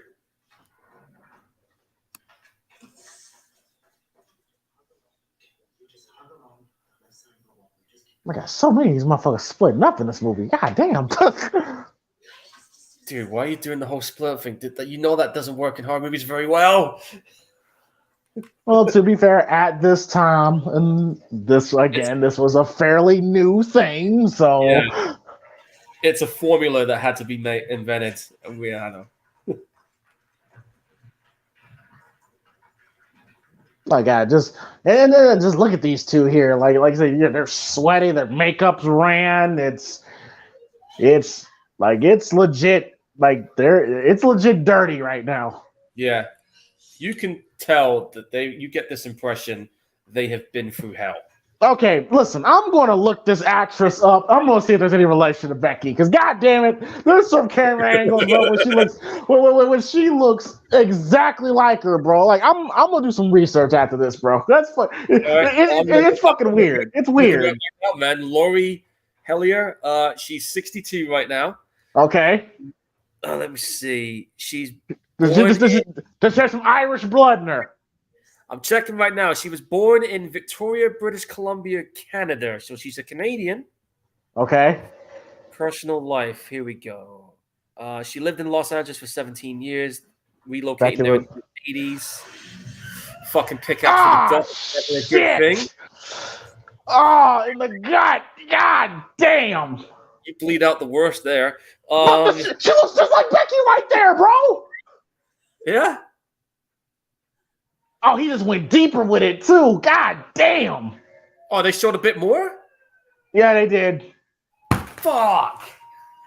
Folks, if you wondered, that was just me punching my couch. Well, okay, but real quickly, okay, yeah. What's a personal life? Personal life, right? In 2009, she recalled that she went on a lark. She currently resides in Ontario, Canada. Okay. I don't see anything about any other relations. It's very vague with her personal life. I don't think she's related to Becky Lynch. Well, yeah. Well, I don't think she really did much after this movie, and I don't think outside of Affleck, none of these people really went on to do much after this. Well, it turns out she's been doing some movies. Her last movie was back in 2019. She was in a film called Astronaut, and she's done a lot of TV work. Oh, fuck. She was in that RoboCop TV series in the 90s. She was Tori Tolan. It was a RoboCop TV show? Yeah. You didn't know there was RoboCop TV shows? No. Yeah. After RoboCop 3, they did some TV shows, which there was one that was like one season that was about 21 episodes. Then they did like 3 TV-made movies, which I think are on Amazon Prime to rent, and then it went quiet for about 14 years, and then we had that remake one, which I wasn't a fan of. I like the idea of them bringing it back, but they toned a lot of shit down. All right, so right now, we're just stuck with TJ and Becky, and and right now and Axel just disappeared, and the girl in the wet dress just got killed. So now you're so yep, and here we go. He has him cornered.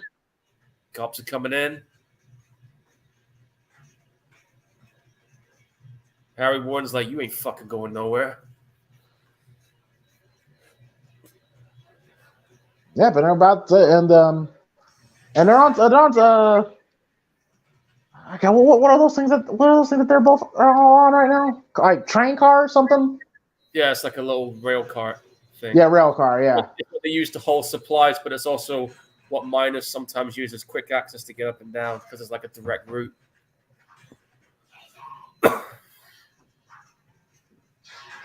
For an 80s movie, this had a pretty good fight scene. Oh, for sure. Like an actual fight scene. Yeah. There's the rail cart. So they're getting close.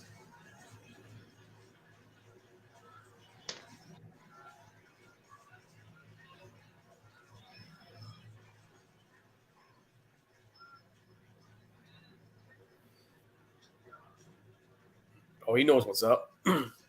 Okay, so I'm assuming we're about to get to it. We're about to get to the reveal, yeah, and the motives. Yeah, because I do remember it being Axel. I forgot the motive. So You're about to find out.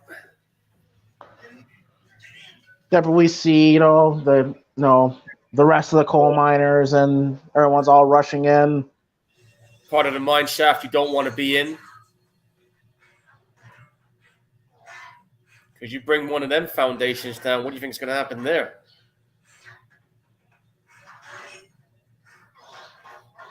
That's such a badass look, the coal miner outfit. Like that is a really unique, and creepy look. Yeah.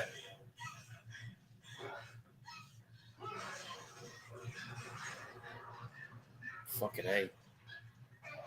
At this point, they don't give a shit. Yeah, at this point.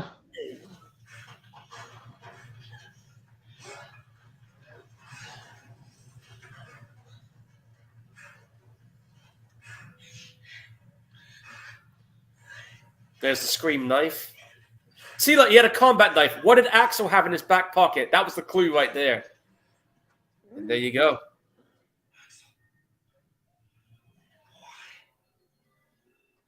And here's why. Who do you think that kid was? Oh, that's right. I remember this. Yeah. He saw. Yeah. There's your reveal. And there's your motive.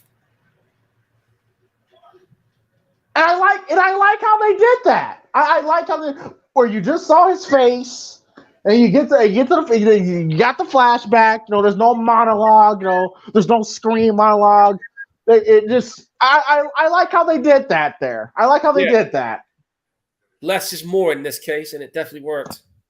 Yeah, so I'm like, okay, I could buy that. I like that. Where they just show his face, he's the kid, and boom. They just said that Harry Warden died 5 years ago in a nursing home. Died 5 years. Yeah.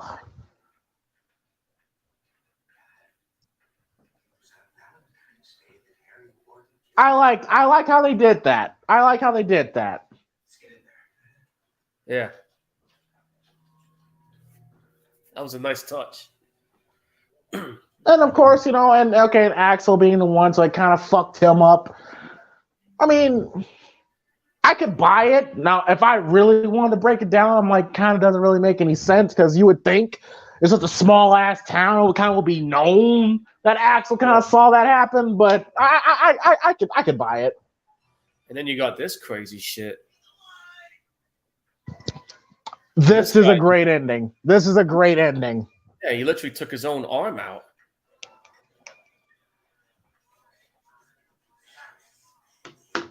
Like, literally cuts his arm, and get a good performance by Affleck here, like towards the end here, where he's just gone completely batshit.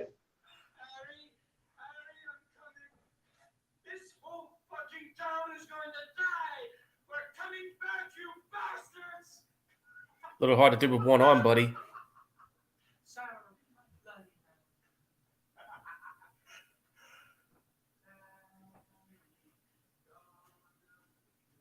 That's creepy as shit what he's singing there.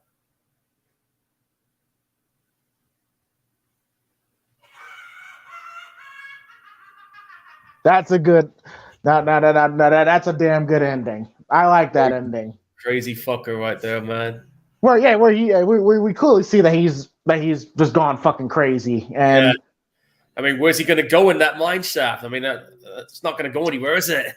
Well, clearly, again, because they said it didn't have a sequel. I'm kind of like, I mean, he's clearly gonna bleed out. He's gonna bleed out. He's in a mine shaft, and it looks like he went to the deepest, darkest part.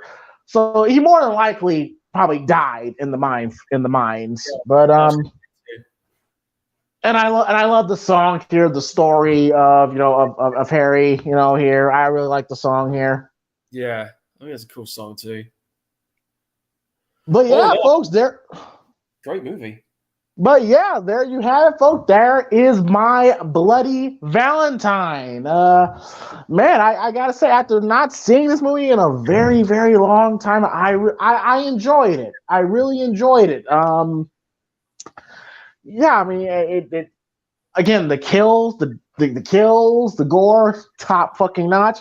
Unfortunately, Paul, watched the censored version. I blame the BBFCs for that one. And I got to see the good shit, but Lucky you. well, hey, No, man, I'm so. Hey, though, that's what happens when you're black and blessed. But but yeah, Tattooed and cursed for me. but yeah, I enjoyed that, man. That was a really, really solid, slasher film, which, unfortunately, like we said, did not get a sequel. It did not get a franchise. But I mean, to be fair, it's probably for the best that probably had just one movie. Yeah. Because I've always said this, Paul. Like, imagine how much more effective Halloween's ending would have been if it was just that one movie, and then we get Halloween 2018, 40 years later. Like, now, if history was changed, and we never saw another Halloween movie again until 2018, dude, that would have just changed the whole fucking landscape of everything. You know what I mean? It would have, yeah, because we probably would not have the slasher genre. No, exactly. I mean, you would. I mean, of course, you probably would have had Friday the 13th locking it down, but you'd have a lot of people like Craven, like saying, "Come on, man, when are we going to get another Halloween?" And for years, people give up on it, and then all of a sudden, out of the blue, you hit them with Halloween 2018, and everybody's like, "Fuck yeah, let's go!" Those who remember it years ago would have came in droves to watch it, and those who saw the original and wondered for years, are we ever going to see a follow-up, or never knew there was going to be a follow-up, see it. And that would have made the box office go crazy. I mean, don't get me wrong, that movie was very successful, but imagine how successful it would have been if they did it that way.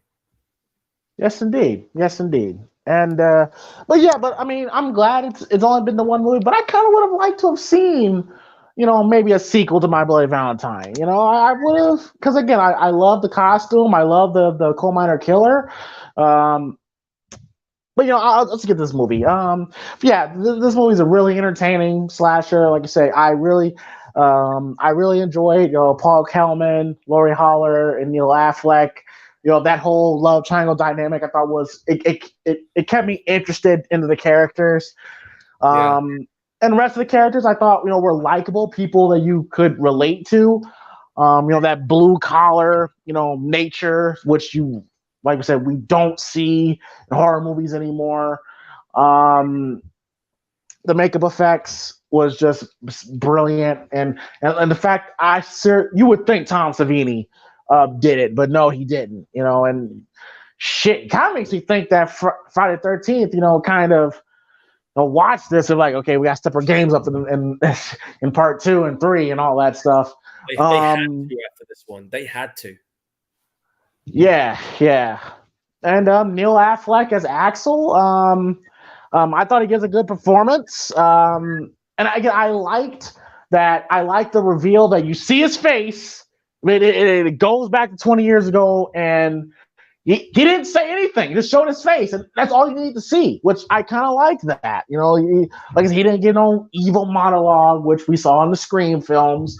Yeah. And then just to see him going batshit crazy in the end was all you need to see. It's like when that mask came off, whatever piece of sanity was left was gone after that. For sure. But yeah, My Bloody Valentine, I don't know if I can necessarily call it a classic. I would call it just a solid slasher movie because it was a solid slasher. Yes, a solid slasher. Yeah, I can't call it a classic because it followed the same format, movies that follow, but it's a very solid film. Very solid film. And hey, I enjoyed it. It was a solid movie. Paul, your thoughts? Well, seeing this again was a trip down memory lane. Had some fun watching it, even though I had the censored version. BBFC, you bastards. But no, it was that aside. It was a good movie. It was a trip down memory lane, and it just reminded me about why, we all grew up enjoying slasher movies, because movies like these. This was back at a time when, movies were done a certain way, and you could tell this movie was done in a certain way, which made it work. And back then, it was the first of its kind, one of the first of its kind back then. And definitely, I guess you could say, when it comes to violence and gore, ramped it up to the point where other slasher movies had to step it up. I mean, looking at it now, yes, it's tame compared to what we see now, because we've seen a hell of a lot worse. I don't know. Okay, I don't know. But there was some death scenes in this movie that it's because again, I saw the everything. So like some of that shit still hold up. Like some of that shit still look realistic. Yeah, but I'm just saying, like for its time, that was shocking. I mean, like I said, I've seen a lot worse nowadays, but I'm not saying that this one's nowhere less worse. I mean, it still has its bloody moments, even though I didn't see the uncut versions. But hearing what they were, and I have seen clips on YouTube a while back. But yeah, that shower death scene, that I think that for was me, brutal. That's probably the best kill in the movie. That one kill, right there. If people think I would say that it's a tie between that and in a really close. I would say the shower death scene, a shower head scene, and I would say the pickaxe through the fucking chin and through the eye socket. I think that's a very close second. Yeah, we'll put those in. Those would probably be the top two right there. Those two deaths. So anybody think about My Bloody Valentine to be like, oh, is that the one with the shower death? Yep, that's the one with the shower death. But yeah, such a fun movie, and I know it's a shame that we never got a franchise or a sequel. Well, I guess technically we did get a sequel to the 2009 remake, but I think this film would be more effective just as a standalone. Yeah. Yeah. It's one of those rare times where I can agree with James on this one about this movie not needing a franchise, because this movie being a one-shot deal to me leaves it more effective. I would have loved to have seen a sequel personally, yeah, but this is one of those times where I'm just like, you know what? This one's good as it is. And I could say the same for the remake one too. I can literally say that too, because I remember I heard they were going to do a sequel for that too, but never happened. Strange too, because the movie did very well. It made 100 million. Damn. And yet we never got a sequel for it, but that's okay. Technically, I would technically, for me, in my mind, I'd technically class the remake as a sequel. Okay. So technically we kind of get a sequel, but they're both fun. They have the same story idea, just both done differently and gory as fuck in their own right. So for me, yeah, I enjoyed this movie. I do believe that it, deserves to be mentioned a lot more, like a lot of these other ones that everybody talks about, because he doesn't, even though we don't see a lot of him and there's only one movie, he definitely does deserve his spot. And clearly you could tell, the production, they you could tell that they wanted, the coal miner killer, to be up there, with the horror slasher icons. But like I said, I mean, sometimes, there's certain movies, that could be good as standalones. Like I literally thought about this the other day. Like, what if Terminator never had Terminator 2? What if, like, what if Alien never had Aliens? Like, it would have been interesting to see how movies would have done, if there weren't many sequels. I get it. I completely understand why it's done. But it would have been interesting to see how movies would have been if, sequels weren't a thing, I know, but it goes back to what I say, man. Sometimes you got people that want to get more. They want to see more. Yeah. Yeah. I mean, I'm not saying that I'm one of those guys that don't want sequels. I'm just as guilty. Sometimes I want to see sequels for things, even if they don't make sense. I just want to see how they do. Yeah. Yeah. So yeah, I mean, we all have that curiosity tendency. We all want to see or play that. What if they did do another one, or what if they did it this way?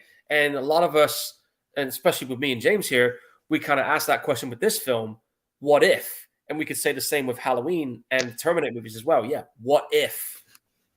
I don't know what the movie landscape would have been like then, who knows what could have been the legendary franchise if Terminator or one of the others never had that type of deal. But how'd you feel about the characters and the whole love triangle subplot between TJ, Sarah, and Axel, and Axel as the killer? Dude, the characters were very likable and very believable. These are the kind of guys you would probably see out and about and where I'm at, in the 80s. There's the kind of people that you would kind of hang out with a lot more. They're very believable. And of course, Keith Knight, definitely the dude you want to hang out with at a party or whatnot.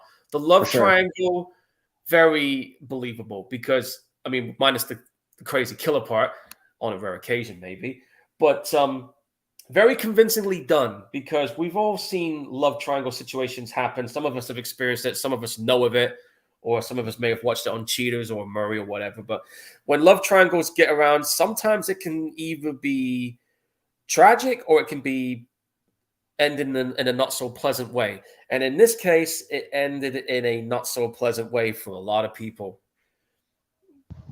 For sure, and then that's why, and that's why I'm like when Axel is revealed to be the killer, it just makes me wonder, like, okay, so clearly seeing Harry Warden kill his father fucked him up, like clearly, and I'm just curious, want to know, like was that started or was it,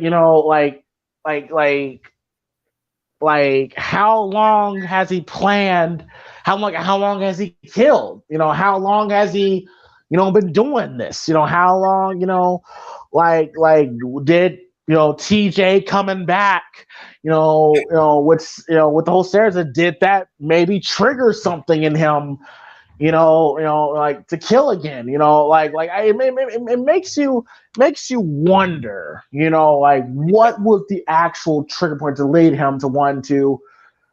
And clearly he's mentally fucked up because even though it's been revealed that Harry Warden's been dead for 5 years, you hear him saying like, "I'm coming to you, Harry." Like we're gonna, everyone this is going to die. It's like, yeah. So I think it was a little bit of both. Mm-hmm. I think that the whole thing that he saw when he was a kid, because I'm thinking about it, blood splattering on him as well, that'll fuck you up. And you could see it in his face when he was curled up under the bed and he had his thumb in his mouth. That fucked him up. So I reckon that was brewing in him for a while. I don't know how long he may have been killing. He may have been doing it for a while, but I think the fact that that town was doing a Valentine's night for the first time in 20 years, that could be a triggering point.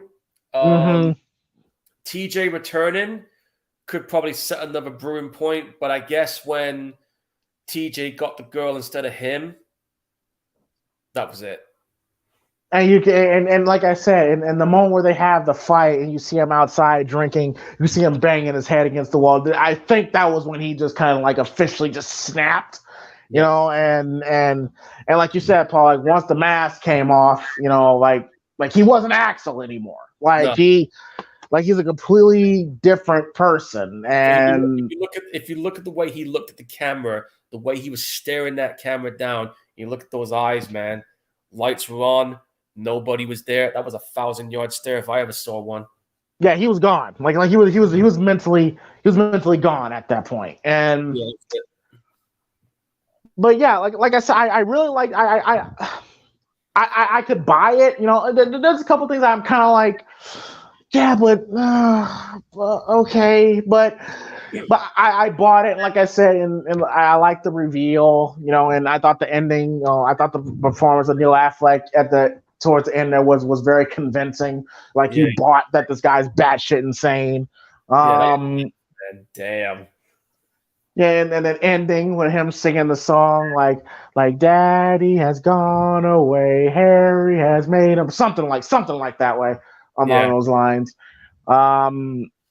Very effective ending, and I could definitely say that would have been a creepy ass way to end the movie. And no doubt about it.